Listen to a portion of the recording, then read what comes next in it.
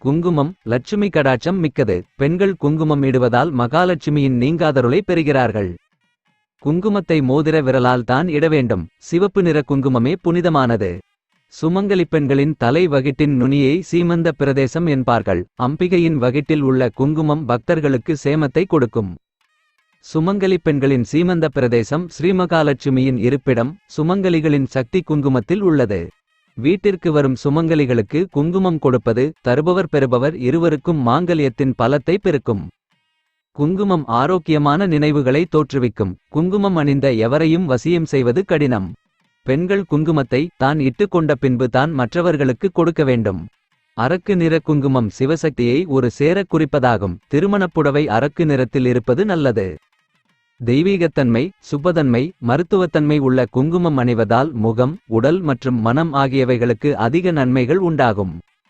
திருமணமான பெண்கள் நெற்றி நடுவிலும் வகிட்டின் தொடக்கத்திலும் குங்குமம் அணிவது சிறப்பு.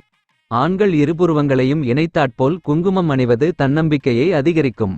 கட்டைவிரலால் குங்குமம் இட்டுக்கொள்வது மிகுந்த துணிவை கொடுக்கும். குறுவிரலால் ஆள்காட்டி விரல் குங்குமம் அணிவது முன்னணித்தன்மை நிர்வாகம் ஆளுமை போன்றவற்றை ஊக்குவிக்கும்.